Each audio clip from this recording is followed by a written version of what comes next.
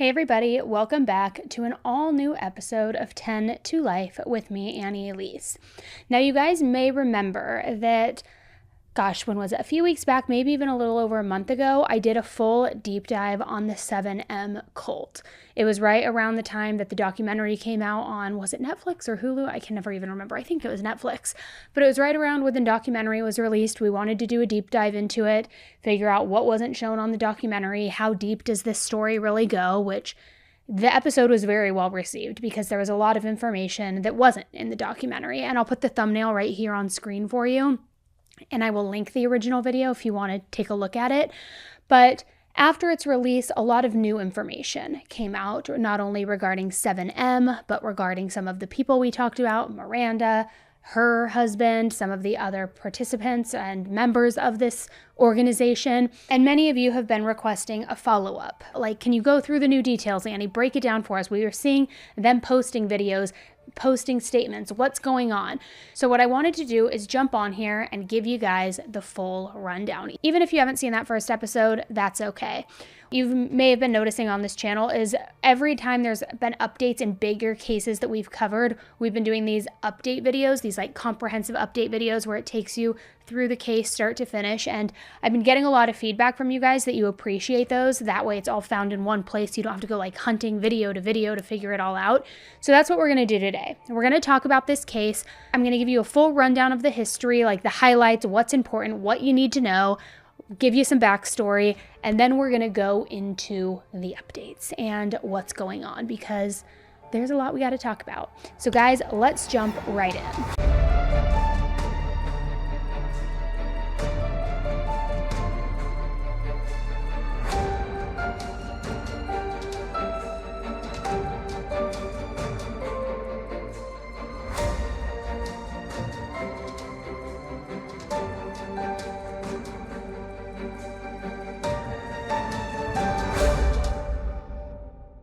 So today's case is centered around a 27-year-old girl named Miranda Wilking Derrick. She's a very well-known dancer, choreographer, and also a social media influencer. Now, her sister Melanie also shared interest in dance ever since she was young, and she is extremely talented.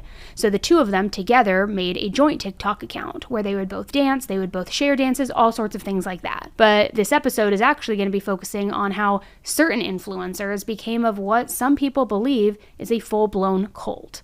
Again, allegedly. And you may have heard people refer to it as the 7M TikTok cult. Miranda grew up in Michigan with her younger sister Melanie, as I mentioned, and Miranda's early love for dance led her to attend all sorts of local dance schools. She also participated in numerous competitions.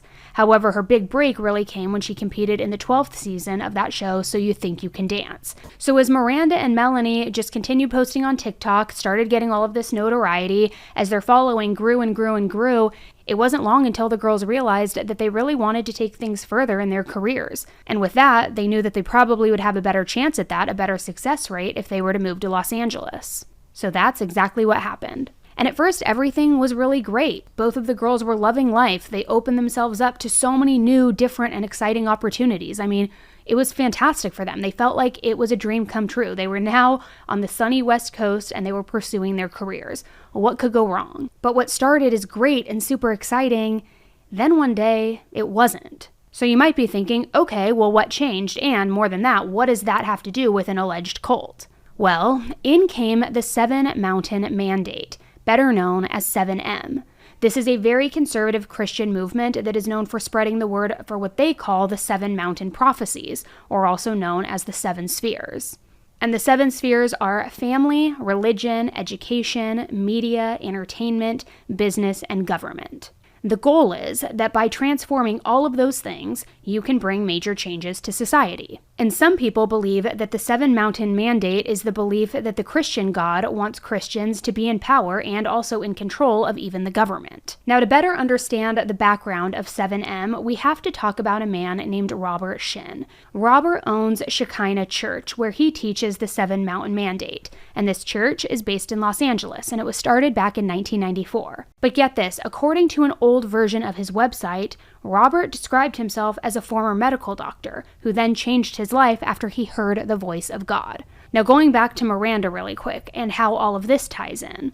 In 2021, Miranda met some fellow TikTokers and influencers and different dance creators, and they were a part of one particular creator house. And a creator house is basically a house, and it's shared by influencers. And in that house, they do what it basically sounds like. All they do is create. They collaborate with each other on videos, they do their own videos, and think of it almost as like a sorority or a fraternity, but social media edition.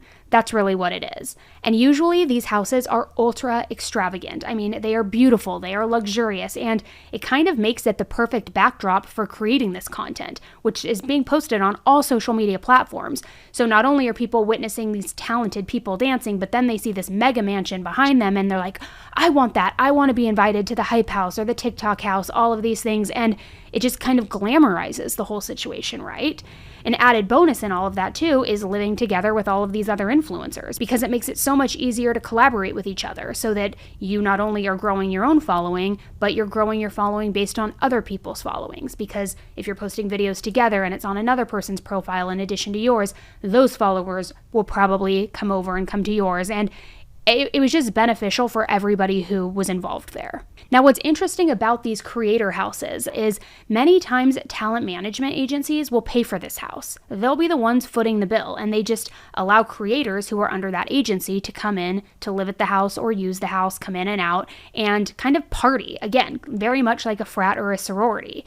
So to many aspiring influencers, getting the chance to be a part of something like this, a part of a creator house, or better yet, even get picked up by a management agency, I mean, it's exactly the kind of thing that they dream of. And it's exactly the kind of thing that Miranda and her sister were dreaming of when they moved to Los Angeles. So it's not hard to imagine that after Miranda became friends with some of the creators who lived at a creator house, I mean, she was immediately enthralled by this. And like I said earlier, Miranda was an extremely talented dancer as well, so it definitely was not long until she was invited to join the creator house, and also to be a part of the management company's team. Now, part of living at the creator house includes creating content, like I mentioned. And of course, this house isn't exactly free to influencers. Most management companies actually make a percentage of what's then paid to the influencers, which does make sense, right? It's kind of like a kickback, it's a commission. It seems fair, it sounds normal. However, the management company who owned this particular creator house is known as 7M.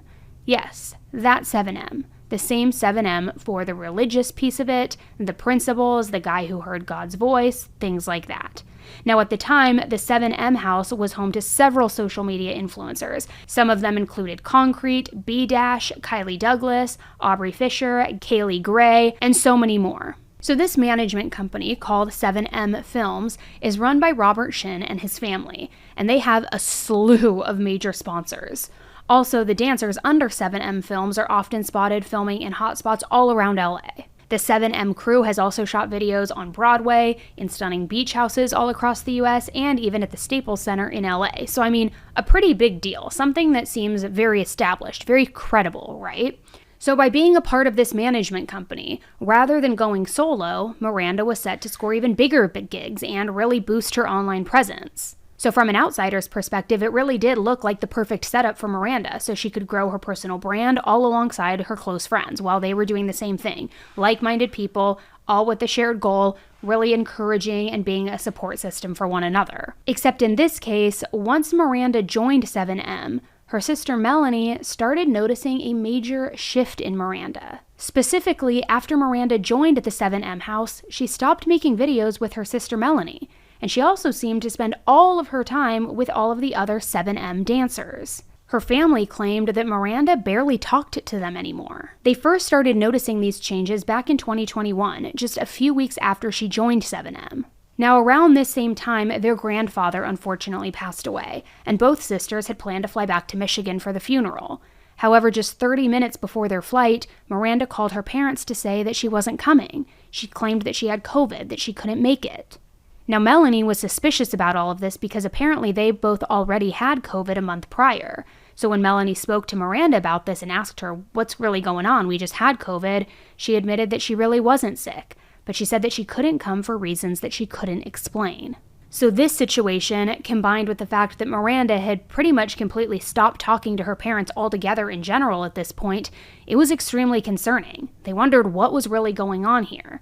They were unsure about 7M entirely, and they thought that the company was just demanding way too much of Miranda's time. So Miranda's parents eventually flew to California so that they could visit her, and they said that she seemed withdrawn, defensive, almost like a completely different person.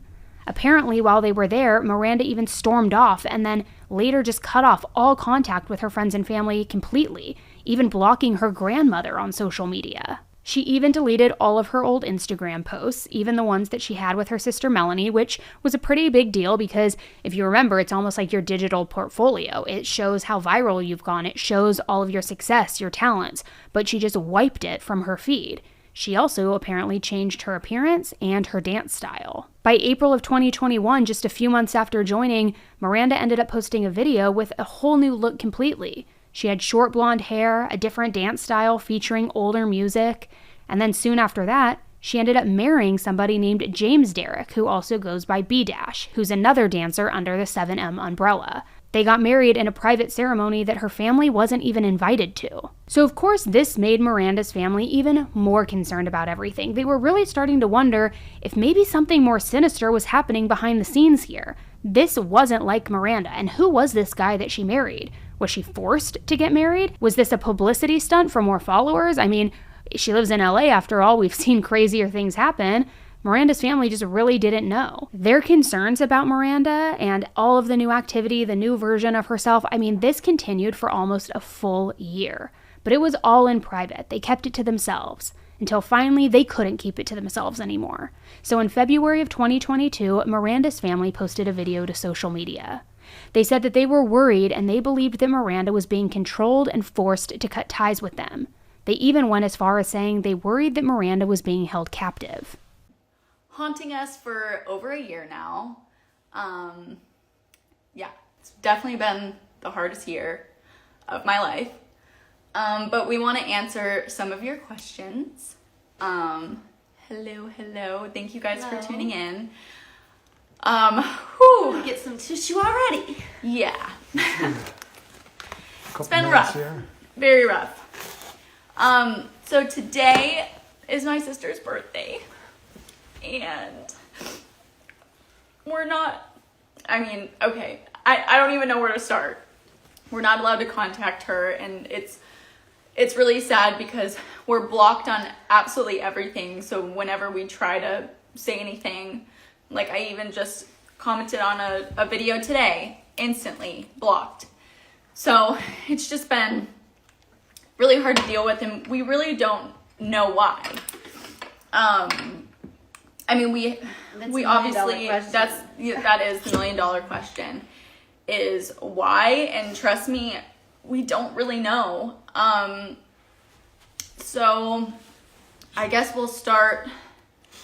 It was January 18th was the worst day of our lives of last year.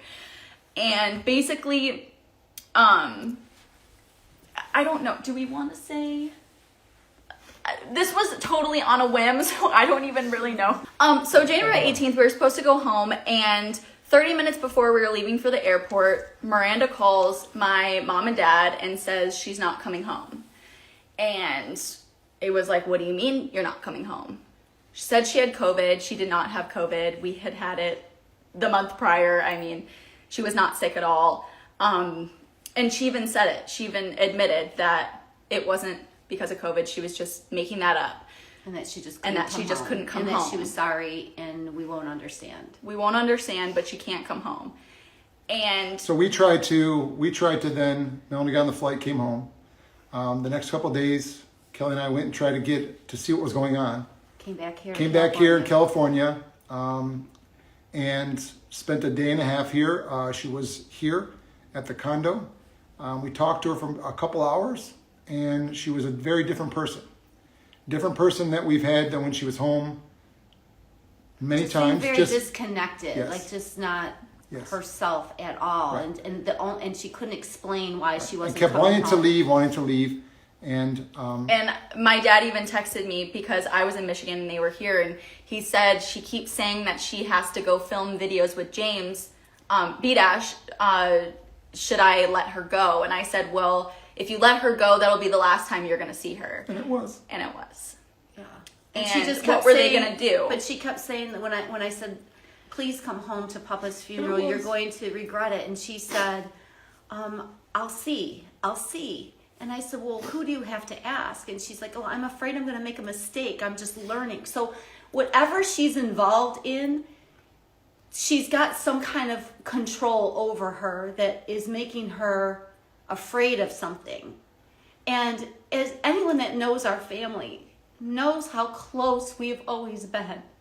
And prior to her getting involved in this like religious group that she's involved in, we never ever had a disagreement or an argument, her and I. So here's the thing too. Melanie also was going to these church things and everything, and she realized we never really addressed that, so I guess we're addressing it. Yeah. Miranda is a part of a religious group, and she's not allowed to speak to us. And that's the thing. That's the thing that we've realized is Miranda, James, all these people that they're with, they're not in control of their lives. Someone else is controlling their lives, and they're all victims of this. And it would be so easy to just like forget about, oh, screw her, you know, like she doesn't care about us anymore. But we know that's not her.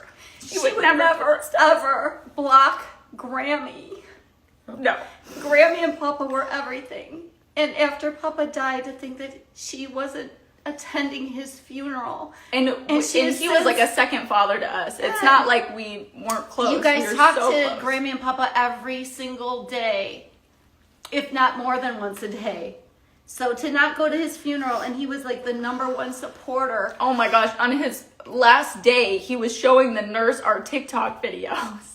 And he FaceTimed us and was like, and he was showing that you guys were on the billboard in New York City. He was so proud. And then Miranda's now blocked Grammy from everything. And we're blocked from all our socials. We're blocked from everything. It's so hard because this has literally been going on for over a year, right. But we haven't said anything because we always had hope that she was going to come back. That's why, especially in the first few months, and we didn't want to embarrass her because... And this is her second birthday now. We've not been able to spend with her. Because this is so mind-blowing. I always tell people when I'll get together with people that we knew from before, like we'll do videos together or whatever, and they're like, what happened? Like, where is she? And I'm like, I literally cannot make this up.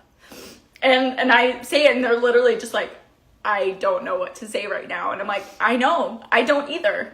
And that's why it's been so hard to, like, even now, I don't even know what we're saying. Like, right. We probably aren't even making sense because she got married and we don't even know when she got engaged. Where. I don't know where. I don't know who officiated the wedding. I don't know who was in attendance. So when people say, oh, Kelly, congratulations on Miranda's wedding, I don't even know anything about it.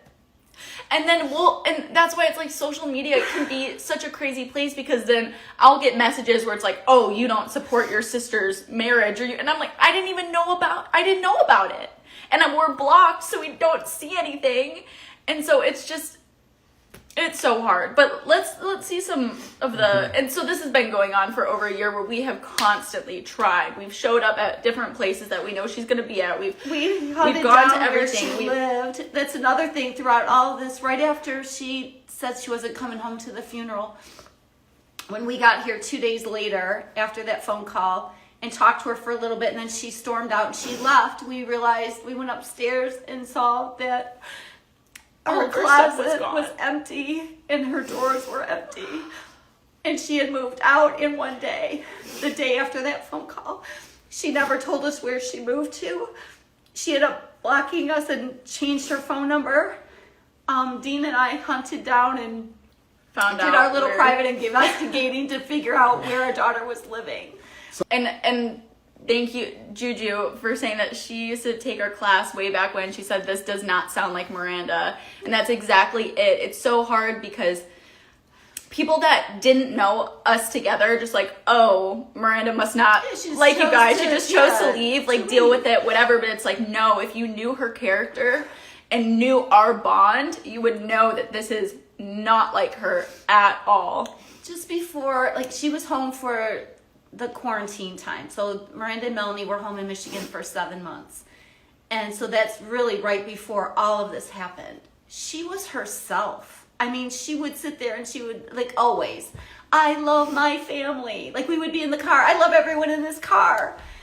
She said to me, she's like, well, to all of us, but mainly to Melanie, she was like, can you believe that we're actually living our dream? That everything that we've ever hoped for has come true, and that we are sisters that love each other and are working together and everything. She never talked about marriage. She never talked about anything like that being any time soon. And even something like that. And I think the thing that just makes me so sad is, like, I get it, whatever, even if she wanted to move out, because we live together, she wanted to move out, or she wanted to start, you know, her relationship with James, take that further, whatever, like, you don't need to cut us off, and life is going on, and there are so many exciting things happening for her too, for all of us, and for her. And we can't share in her joys and share her successes. That has been really hard. And for a mother, I haven't heard, like, she has not called me since January 18th, 2021. She has not actually called my phone to talk to me and to reach out to me. And so to think, like, as a mom, I don't know if she's safe. I don't know if she's okay. I want to just hug her. I just want to know that she's... But even if she were to tell me I'm fine, everything's fine, I know it's not fine. Yeah. Because nobody goes from the person she was. Anybody that knows her knows the kind of person she was. And if you ever asked what is the most important thing in life, she would say her family. So to cut everybody off, you have to go back and say, if you were willing to cut everybody off, if this is your decision, who altered your thinking for that to be something you would want? Someone asked, how did she get involved in this group? And it was, again, something... These were friends of James. But there is also dancers, and there's also finding out you have to be invited. And this is a religious organization that's gated. I personally have been, even on this trip here, have been to the front of that. I press the button. I see the cars in the parking lot. It's gated. And I say, you know, to the ring, my daughter's in there. Can you please send Miranda? I'd like to talk to her. I would like to see my daughter. And nothing. I press it like 4 times. I sit there for a while. Nothing. It's behind a gate. Oh, so sorry. James is her husband. Yeah. B-dash. James. Right. His real name is James, so if we say James, that's who we mean. But yeah, and thank you, Ricky, for saying that all the dancers that she dances with primarily with, we do see that they have danced with others, but the primary group are all victims of this religious organization. Correct. And someone asked about what's the name of the company, the management company they're with, you can kind of see it on their socials. Yeah, you can see it on their bios. They're all the same. All the same. It's all the same. Is she in danger? Somebody says. I don't know. I don't know. I don't think so physically, but mentally, she is not the same person. Well, she's afraid of something. Yeah, exactly. Our daughter would want everything. She'd want her family. She would want her career and her boyfriend, husband. She'd want it all. So the fact that she has to like sacrifice her entire existence before she got involved her grannies, her grandmothers, her cousins, friends, and everybody. Someone just put on there like F the drama. And trust me, we've waited a whole freaking year to say one thing because we hate this. We hate this. We've never been into drama, nothing. This is why it kills me inside that this is happening because we have been so on the other side of this. I loved that we were the example that like siblings can get along, we can have fun together, we can, be best friends. And the fact that they have taken this from us, it kills me. And this isn't just drama, and that's why we didn't want to say anything either, because we didn't want to be like, oh, what's the tea with the Wilking sisters? What's going on? And it's like, no, this is so real. It's just a lot.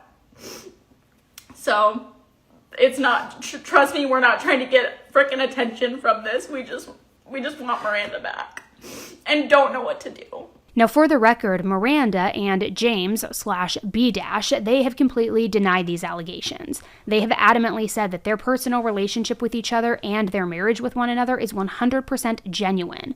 They say that the relationship with 7M Films is purely professional, that they are not forcing them to do anything. So, take that for what you will. So needless to say, though, this video that her family posted, it was extremely alarming, and it went absolutely viral. So it definitely wasn't long until other family members and friends of other 7M members started speaking out as well. They started going to social media and sharing eerily similar experiences. They shared similar stories of loved ones just cutting off contact, even stories of them getting married abruptly. Some even said that their friends had now become very, very religious since joining 7M. And this stirred up a lot of talk on social media, as I'm sure you can imagine, because there was a ton of speculation that 7M was actually a front for a Christian cult. An old friend of James, Joey Knucklehead Turman, also noticed a change in James and other krump dancers that were now involved with 7M Films. But after watching the Wilking's video, James's behavior looked all too familiar. Joey and James had fallen prey to an alleged cult before. Years ago, when the two were part of a dance group on America's Best Dance Crew called Street Kingdom, they were members of a church in Los Angeles that prophesied they'd win the competition, a prediction that didn't end up coming true.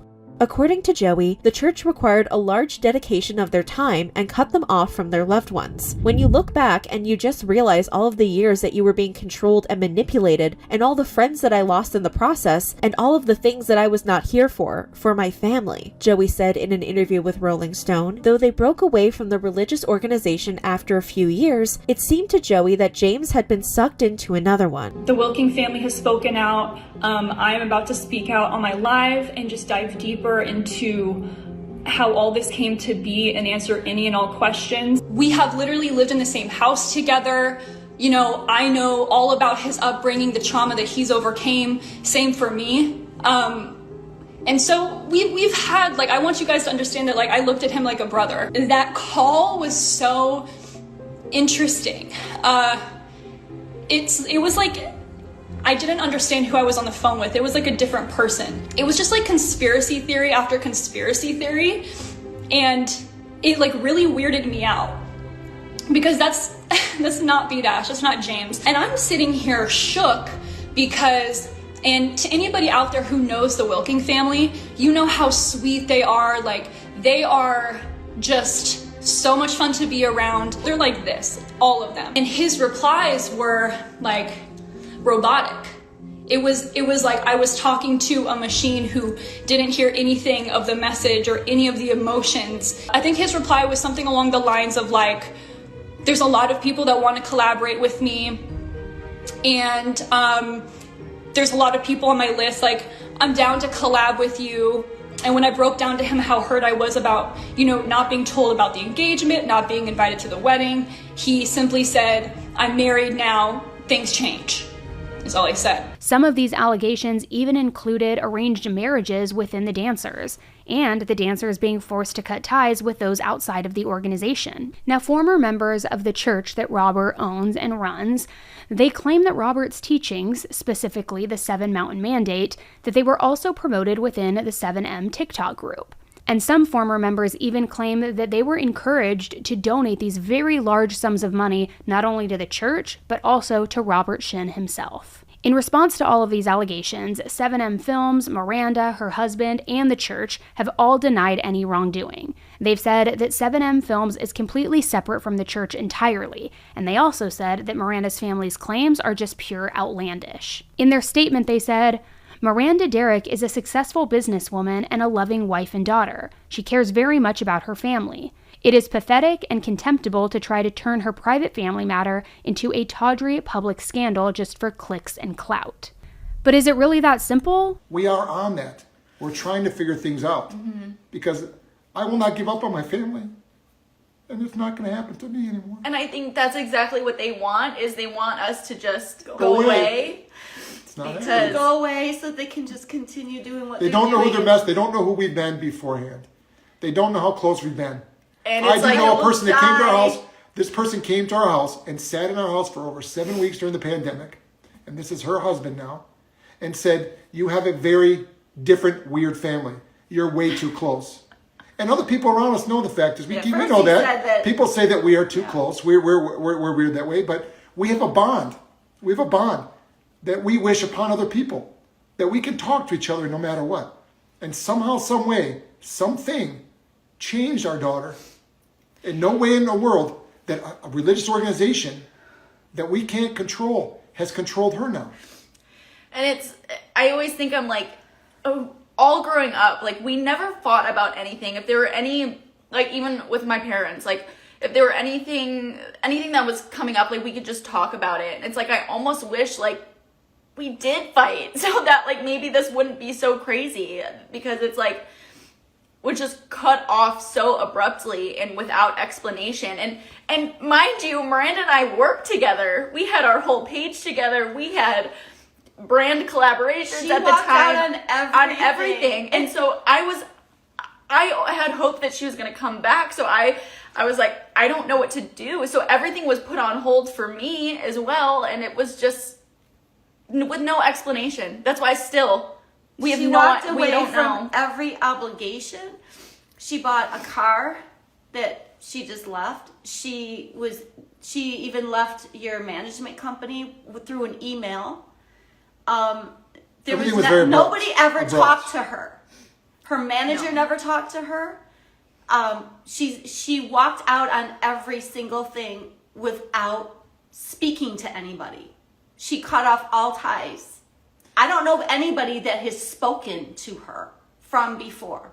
The only people that I think speak to her are whoever is involved in this religious organization. And questions came up, why do we didn't unfollow her at all. We never unfollowed her. Are you kidding me? We've been blocked. We've been blocked. I was just because blocked we've tried today. to make comments. Melanie wished her a happy birthday today, and James blocked her. So we have tried. And then blocked me, and I didn't say anything. Yeah. So that's the way it's been going all along. Yeah. Grammy invited her to Thanksgiving. No response. She got blocked. We've had nephew and now someone got married, invited them to the wedding, nothing. No response. We had a birthday party for my mother-in-law. We invited them. 80th birthday. There's no response because we can't. We Not send even it. wishing her Grammy a happy birthday. No. I've sent messages to James that her grandma is in the hospital, is bleeding internally, and that we don't know what's wrong. We don't know what's going to happen. No response. But this isn't to say that Miranda's this terrible person. We Or know that James is a terrible person. It's No. the fact that they aren't in control of their lives, and they can't respond to us, and they find what I find so crazy too is we're such a threat that they need to block us out completely because they know how close we are. Well, they don't know because I'm sure they thought we would go away by now, but no, we will not give up on our family, and we will do whatever it takes. And let me go back to the whole James thing. James has always been very kind.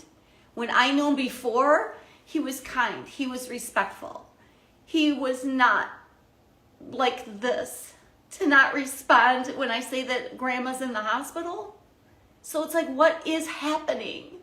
And then for Miranda to not wish her Grammy a happy 80th birthday, to not be part of our family. And like I said, the only disagreement we ever had was the fact that I was trying to warn her because I felt like this religious organization was expecting a lot of time, that it just seemed like it was very controlling, and I was concerned.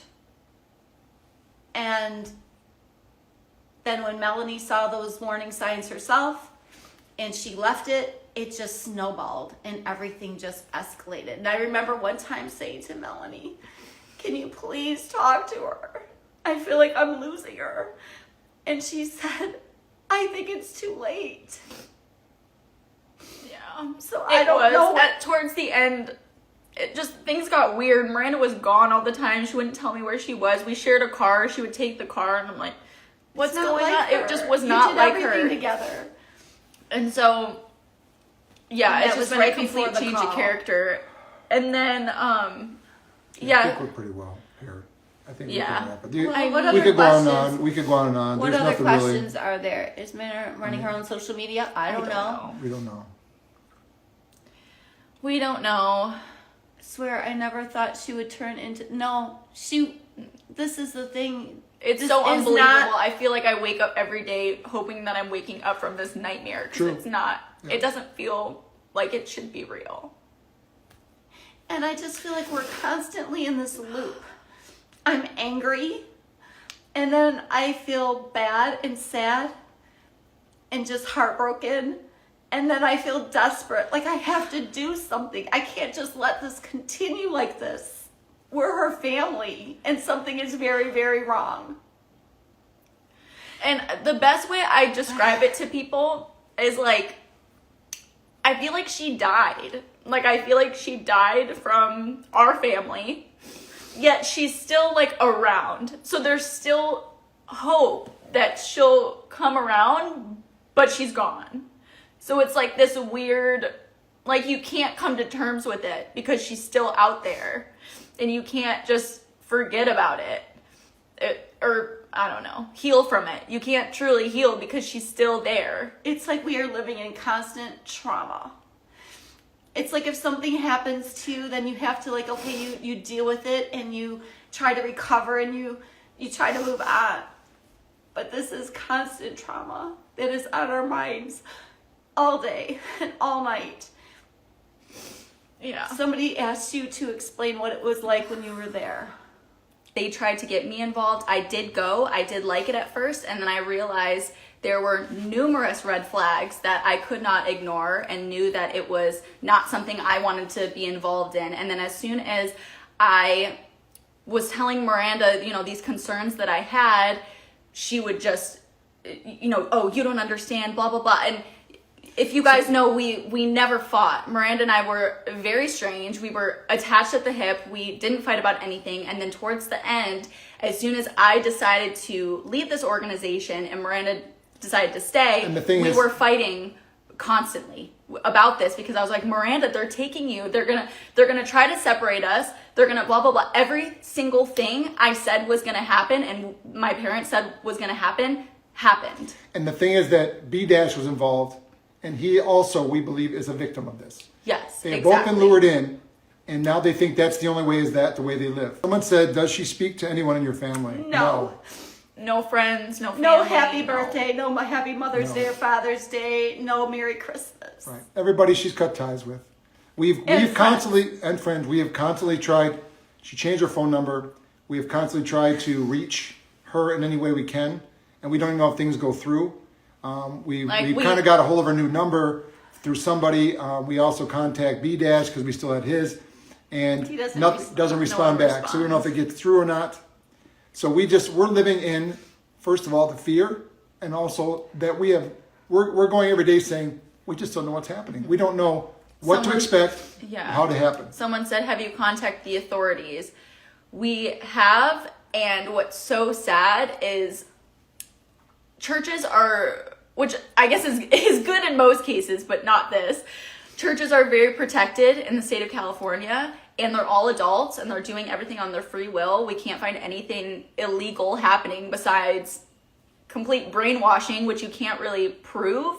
So unfortunately, because they're all adults, there's nothing anyone can do. No, we've contacted pretty So high we've up there. tried. And We've tried everything. state Trust me, when people say like, authorities. "Oh, have you done this?" We have literally tried absolutely everything. And when people say life is short, reach out, congratulate, I can't. Like, I have tried. we I've have sent tried. her. I've sent her cards. We've sent her gifts. And We've people gone to know, the go door. back, that we are the people that we are, and our family has been, that our family is the closest we can be. We love them so much, and there's just some evil that has come over our family that we just don't know how to address or appropriately work through it. We're trying, we're seeing what we can do, but someone asked, what can we do to help? I don't know. I guess the fact is that some people do show us some of her videos, and she's on Hollywood Boulevard, things like that. Maybe a message saying, hey, Miranda, your family misses you. They love you very much. Mm-hmm. I mean, we don't even know if she's getting that. At one point, we thought maybe she didn't even have her phone anymore because there were things that we weren't getting, again, across, back and forth. So those are things that are happening that we are over a year now. Mm-hmm. Involved. It in was the fun. church. That's why I liked it at first, because we didn't grow up religious at all. So going to this was just something new. You could relate it to life. And there was music. Of course, there's a bunch of dancers in it, so of course we're having fun. But then there would just be red flags where they like wanted control of a lot of your time, and they tried to. I had plans to pick up someone from the airport, and it was conflicting with a service, so I couldn't go. It was just I had already had this plan for a while. Blah blah blah, and then it's like they were calling me, trying to get me to come in, try to get me to cancel the plans. And I was like, this is weird. Like, why? Like, it's gonna be okay. I just can't go to one. And then, oh, I wasn't invited to the next one because I missed the other one. So then it's this whole, they're brainwashing you, this mind game where it's like, oh, then I did something wrong, so now I have to give all my time type thing. And I was like, this is not healthy and this is not normal. And then what I was telling Miranda too is I was like, if you want to go to this, cool. Like, and we were saying, we don't have to talk about it. We don't have to do anything. If you want to go, awesome. But like, we can still be okay. Just you do that and I just won't. And nope, that wasn't okay, I guess, because they had to go. But I understand why they like it. And I understand, like, I feel like, and especially structure now with the careers. Yeah. Like everything is they're growing. so talented and they're growing and it's amazing. So now you can just see how they would stay even more. So it's like, it's this whole thing.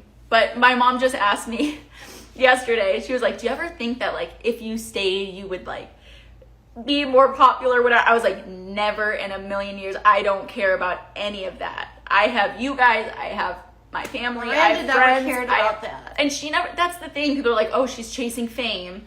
Well, I don't know, maybe because she had a whole personality change, but before she didn't care about any of that. She just was happy. She just wanted to make dance videos and Right. have fun and be with her family. So, and yeah, if anyone that has any information or has any insight or a similar situation that we could try a new avenue, we would greatly appreciate it because we are completely desperate. On her social media, Miranda has explained that joining 7M and the church was a personal choice. She described her shift as a spiritual awakening, claiming that now she's happier and she's living a better life. Miranda said that her family's portrayal of events is not accurate, and that she decided to cut ties with them all on her own. She also mentioned that she wanted more control over her joint venture with her sister, that she wanted more time to spend with her husband, and that she wanted more time to study the Bible.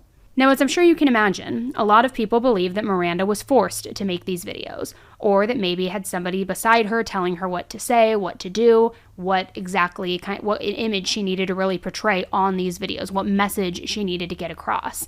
Although I do want to be clear, this is just speculation. Hi guys, we are live. We're in Detroit, Michigan. This is my husband James. This is my mom Kelly and my dad Dean. Since they wanted to make our lives public, we're gonna go live. Do you guys have anything to say to the live stream? I love you, Miranda, and I miss you. Yeah, love you. We're excited to see her in person. I want to video document our meeting with Miranda's parents. It is March 9th on a Wednesday, 2022. And the reason why, because we just want to shut down all the lies, talk about we don't talk to our families. Not true. But we just don't like talking to Miranda's parents or the relatives because the harassment and the hate. But there are communications here and there. I've been seeing a lot of things being talked about as facts here on social media, and a lot of people who, I'm not going to mention any names, but have created this narrative of my life just to make money off of me. And like I've said before, I really don't want to make these things public and share these things on social media, but I'm being forced to speak my truth. So let's go. She completely ignored everything I said. She decided to schedule us for more brand deals without letting me know. She said that I left her stranded with other brand deals that we did. I didn't get paid for the brand deals that we did when we were together. And honestly, that's the reason why I was just over working together as Wilking sisters. Hey you guys, I just wanted to hop on really quick and address the date, January 21st. It just keeps popping up. I know my mom has been stuck on January 21st, and a lot of you have been saying that I cut off all communication completely with my family. I just want to say that That is a complete lie. Has there been less communication? Yes, because we are going through a lot. But to say that I cut off complete communication is a lie. I have proof that we have spoken since that date. I have text messages, I have DMs, I have proof of phone calls, I have voice memos proving that we have talked. I wanted to continue moving forward with Wilking sisters. I wanted to continue that relationship with Melanie. But I just asked if she could give me a couple weeks just to collect my thoughts and kind of figure out how I could continue Wilking sisters, but on new terms. Because I also wanted to pursue, I was going into singing a little bit more. I also just moved in with James. So just figuring that out. And she was cool with it. She asked if it was okay to post, a statement on TikTok. And I agreed. That sounded great. She posted it just, telling all of our fans that Miranda's going to be taking a little bit of time off. But yeah, I wanted to get it back together and, post as usual. But I just wanted I have some notes of dates, exact dates that I communicated with my family. So last year I met my mom in person with James on July 1st, 2021. Her and I met, just her and I, August 3rd, 2021. Melanie and I met in person in West Hollywood. We had a Christmas show and Melanie came to the Christmas show. So we saw each other in person then. I FaceTimed Mel a couple weeks ago asking to meet up in person. Just her and I and James. James and I just flew to Michigan and talked to them March 9th. And also, my family is coming to LA on April 1st, and I would love to get together with them then. So yes, there's a lot that my family and I need to work through, but I'm excited to just move past all of this. I just want to address that saying that we haven't communicated within the past year is a lie. We have communicated, and I believe that my family wants to move forward too. So yeah, just wanted to give you guys that update. Thank you for all the support for James and I. Love you guys. Thank you. Now let's talk about Robert and the church for just a minute here. Back in a 2010 deposition, it was revealed that the church had 70 members, and they had donated a total of $4.7 million over 8 years. Now, it was also alleged that these members made personal donations to Robert as well, who was considered at this point, quote, the voice of God. Now, documents also show that in October of 2007 alone, that Robert received nearly $300,000 in personal checks, all from the congregation. Back in 2009, a woman named Lydia Chung tried to sue Robert and also sued the church for $4 million. She allegedly said that they used mind control, that they exerted undue influence, engaged in coercive persuasion, and also other intimidating tactics, trying to really say, this is not right, something is wrong here, and really raising the alarm. Lydia also said that he controlled all of her decisions, which were not in her best interest. The judge ended up ruling against her, though, stating that she acted of her own free will as an adult, although he did note that Robert's behavior was coercive. Now, other than that, there's really not that much that's known about Robert other than the publicly available court filings where he's named. However, Robert allegedly lives a life of full-blown luxury here in California, driving high-end cars, allegedly living in a $2.5 million mansion where all the creators live as well, which, why are you living with the creators? Even if you are the talent manager, I don't live with my agent, something is weird here, something feels off. Just my opinion. Whether there's legitimacy to the cult allegations or not, something just feels gross here. So then in 2022, Rolling Stone reported about an ex-member who sued Robert and 7M.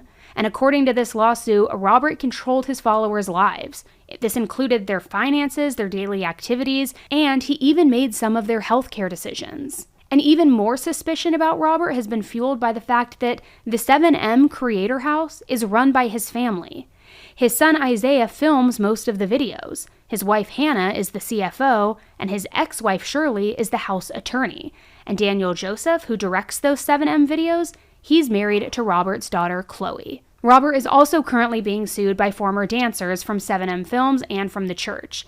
They claim that Robert does run a cult, that he is recruiting members through his entertainment empire and then taking advantage of them financially. They also claim that he controlled their finances, took significant cuts from their earnings, and also encouraged these hefty donations to the church. One dancer even claimed that Robert applied for COVID relief funds in his name and took a 20% cut from his earnings. And another dancer said that he was never paid for different construction work that he did for the church, and he also gave 30% of his income in donations. However, current members have posted videos really joking about this controversy. They've also made comments in different comment sections across social media, just insisting that they're safe, they're happy, they're successful, that everything is great with 7M. Now, doing a little Be Kind rewind for a minute, and let's go back to 2019, Miranda's husband James did an interview with the Washington Post. He talked all about the independence that social media afforded him in his career. And as a side note, this was way before Miranda joined or he even knew her, but I just wanted to share his quote here. He said, "With these platforms, at the end of the day, you don't need a label. All you need is fans. That's why social media is golden for people like us, because you can become an artist without anyone holding us back and telling us what to do." Which, sure, people's perspectives and opinions can change. They can change their outlook on life at any point in 1 year, 2 years, 3 years, 10 years, it doesn't matter. But that was in 2019. The majority of all of these allegations, the marriage, all of that, that was in 2021. So what was the shift, I wonder, from thinking you don't need a label, you don't need somebody to tell you what to do, you can be completely self-employed, self-reliant, to then jumping to where you're living in this creator house, you're letting this person essentially, allegedly run your life. It feels like something's not balanced. So the question still remains in all of this. Is Robert Shin a successful businessman and a pastor with this very close-knit family who's all willing to work for him? Or is it like some people are speculating, that he's actually using religious faith to control people, also that he can profit from his followers? And I don't mean social media followers, I mean followers in the church, in the group, people below him. Since this episode was recorded, several media outlets have published reviews of the Netflix documentary before it ended up being released, and I want to go through a few of those. So according to the Netflix documentary, a minimal salary was paid to each of these dancers, but then withdrawals would be taken for rent, a 20% management fee to 7M, and at least 30% to various different aspects of the church. Now in the documentary, one former member named Priscilla said, quote, "They make it look like you are paying separate entities, but it's all going to Robert," end quote. Priscilla's sister Melanie, however, had something far, far more disturbing happen back in 2008. She said, quote, "One day in 2008, I showed up for church and Robert was in the pulpit when half a dozen girls, including his sister Catherine, came just barging in, pointed at him and shouted, 'You sexually assaulted me.'" Now, according to Priscilla, this is all alleged, guys, just as a reminder, Robert has been soliciting sexual favors from various different women. She went on to say that Katharina said, "You need to pay for this. You are not a man of God," and that he asked for everybody's forgiveness, saying that he's also human, that he struggles with temptations. But apparently many of the girls in the congregation left, but others stayed. Now again, I just want to clarify, I am not the one making these statements. This is coming from publications that have reviewed the documentary and are reporting on it. But in one review it says, "There came further allegations of him demanding massages from women while he was naked, encouraging them to move their hands closer to his groin until it ended with sexual gratification." Priscilla also said, "He would just show up in my room whenever he wanted, and he did whatever he wanted to do. And his wife Hannah also came in one day and beat me." Another review talks about how Melanie, Miranda's sister, went to Robert's house for dinner, and she said, "Robert sat at the head of a long table, and after we had dinner, he asked me if I would consider myself a sinner. I said, 'I don't think so,' and he replied, 'What if I told you that you had already sinned 1,000 times today?' So then Melanie said, I had no idea what to say. And then he said, 'If I died right now, that I would go to hell, but that he would help me.' The next thing, we all sat in a circle holding hands with Robert just seated in the middle, and he put his hand on my head and everyone was kind of like speaking in tongues. And then he said I was saved. I thought it was weird, but my sister and all of these dancers I looked up to were there, so I thought, okay, I don't know, maybe this is a thing." Now, one former 7M member named Kylie Douglas also was in the documentary, and she also thinks that Miranda was brainwashed, saying, "I know from being here with her that she will cry sometimes because of how much she misses her family, and she would say to me, 'I do want to see them, but Robert is saying it's not a good idea.' Miranda was upset and did miss them and love them, but she's being brainwashed." So now going back to when Miranda's family did the Instagram live video explaining the whole situation, apparently the 7M dancers did watch it. And in the documentary, it's insinuated that they, quote, "they knew that Robert had told them to cut off their families and cut them out of their lives so that they could, quote, save them and go to heaven." According to the U.S. Sun's review of the documentary, Robert told them that Miranda left on her own choice and their parents were wrong. He allegedly got them all to sign NDAs, but by now, several people were already coming forward with claims about Robert and the church saying, that it was a cult. So Miranda's mom also spoke and said, "All of a sudden, we get a phone call from Miranda saying that she would like to meet with us tomorrow. We were trying to say things to her about what we were hearing about the pastor, and she said that if we are always going to be talking about this, then she didn't want to meet with us anymore. So we made a promise not to talk about it, and we haven't talked about it with her since." Melanie then said, "Now we see her from time to time, but I think it's all for show. It's just so she can take a video and put it online, and then the public is happy, and so is Robert. I've had these comments online from people saying how nice it is to see Miranda liking my posts again, but it's not even close to the relationship that we had before. I wouldn't even call it a relationship. Any encounter we've had with her is so superficial." So at the end of the documentary, the Wilking family says that they're determined to bring a criminal case for sexual assault and abuse, and also that they have encouraged several women to make statements to police. Melanie said, quote, "My sister will not come back unless Robert is put behind bars." Now, like I've mentioned several times in this episode, Robert and his wife Hannah, along with named co-defendants in civil suits, have all denied these claims against them, and no criminal charges have been brought against him. He also denied the sexual abuse allegations completely. This civil suit, which was filed by several former dancers, is supposed to go to trial in 2025, but we will see. So since all of this came out, Miranda and other members of 7M have taken to social media to address what they are calling the rumors.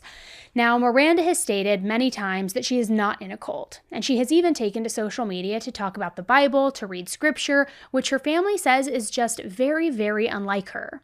And in the past few months, Miranda has also been posting photos with her family on social media. She's also been commenting on her sister's posts.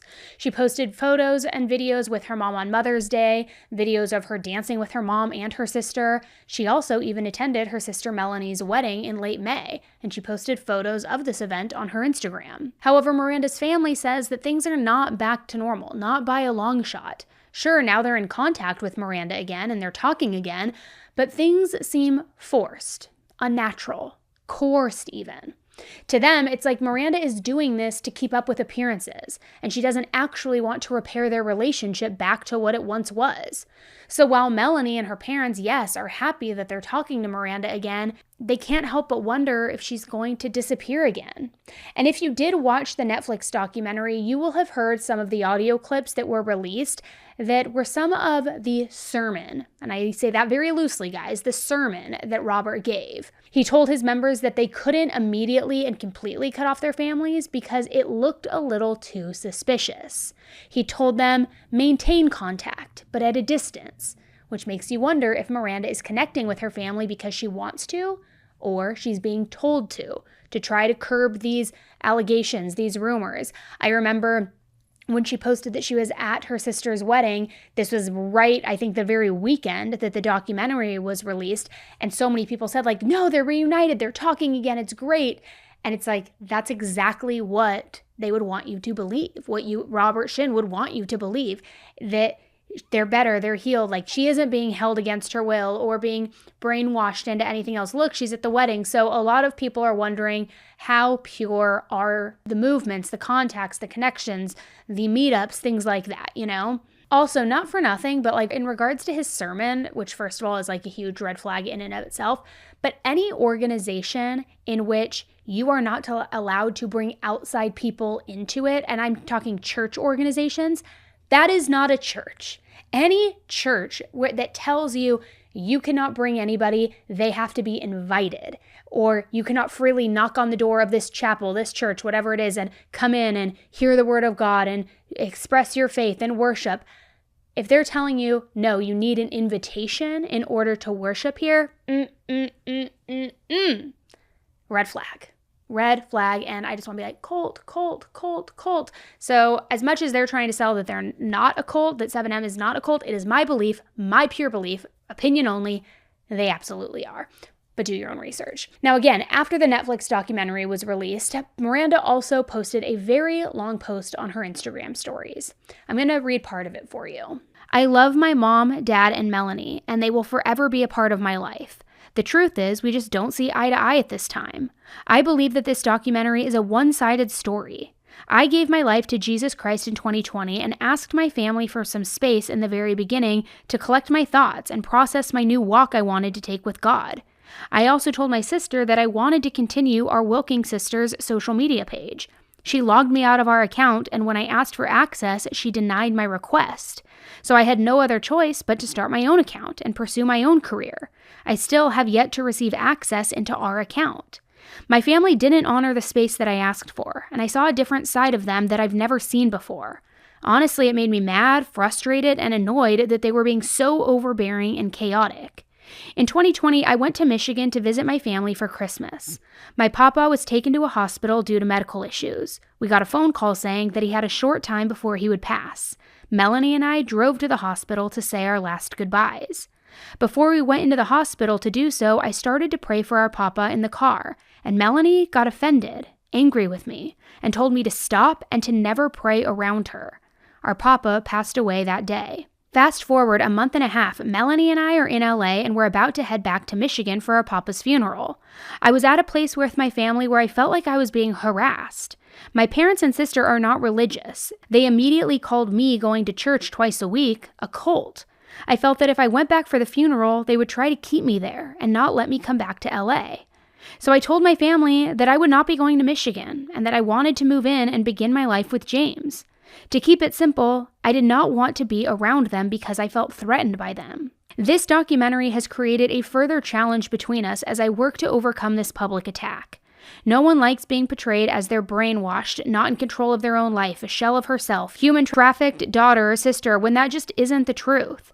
I can't convince anyone to believe anything. I am just a woman trying to live my life. I am not a victim. I am not in any harm. I am not being abused. And I've never asked my family or anyone else to help me in any way. And on June 10th, Miranda also posted this video on Instagram. Hey guys, I know I don't normally make this kind of content, but I just wanted to be transparent and a little vulnerable with you. But before this documentary, my husband and I, we felt safe. Now that this documentary is out, we feel like our lives have been put in danger. We have both been followed in our cars. We have received hate mail, death threats. People have been sending us messages to commit suicide. We've been stalked. Someone said that if I see you on the street, I'm going to come and gut you, so you better get security. Someone also said that if I see you walking on the sidewalk, I'm going to come and shove you in the trunk of my car. So these are just some of the messages that I've been receiving behind the scenes. And I honestly don't understand how my parents and my sister thought that this documentary would help me or would help our relationship in any way. I don't understand that. And I have been getting together with my family for the past couple years privately to work on our relationship, to make things right, to mend what has been broken. And I've been loving it. I've been loving getting together, laughing, just enjoying each other's company. And this documentary has made it very difficult to continue doing that. And honestly, I think that my parents and my sister have focused so much on this documentary that they've forgotten about working on any relationship with me. And that hurts. That hurts me to say. Now, I understand her frustration, and I would never in a million years condone any sort of violence or, what's the word I'm looking for? Vigilante justice on the street of people saying that they're going to kidnap her or that they're going to take her back to be reunited with her family. That is clearly not the answer. But do I think that she 100% came up with the idea for these statements on her own and made the conscious decision to publish them on her own? I'd be lying if I said yes. Do I think that somebody else is behind that and possibly the driving force and asking for those particular words to be shared and this narrative to be spun?